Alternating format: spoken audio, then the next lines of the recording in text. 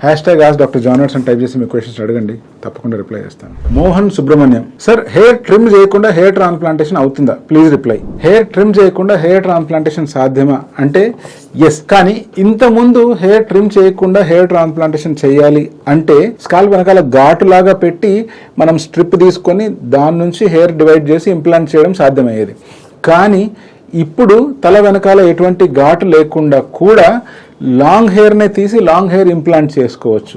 లేదా మీ స్కాల్ప్ మీద ఉన్న హెయిర్ని ట్రిమ్ చేయకుండా ఓన్లీ ఎక్స్ట్రాక్ట్ చేసే హెయిర్ని మాత్రమే ట్రిమ్ చేసి ఫ్రంట్లో ఇంప్లాంట్ చేయొచ్చు. ఇలా కాదు, అస్సలు చేసినట్లు తెలియకుండా ఉండాలి అంటే లాంగ్ హెయిర్నే తీసి లాంగ్ హెయిర్ని ఇంప్లాంట్ చేయవచ్చు. సో ఇప్పుడు వచ్చిన కొత్త టెక్నాలజీని బట్టి మనము నాన్ షేవన్ లాంగ్ హెయిర్ ట్రాన్స్ప్లాంట్ అనే పద్ధతి ద్వారా లాంగ్ హెయిర్ని అలాగే ఉంచి ఎటువంటి ట్రిమ్మింగ్ చేయకుండా అలాగే లాంగ్ హెయిర్ని ఫ్రంట్లో ఇంప్లాంట్ చేయవచ్చు. సర్జరీ జరిగిన వెంటనే మీరు తల నిండా జుట్టు చూసుకోవచ్చు. బట్టతలతో వచ్చి పూర్తి జుట్టుతో మీరు ఇంటికి వెళ్ళొచ్చు.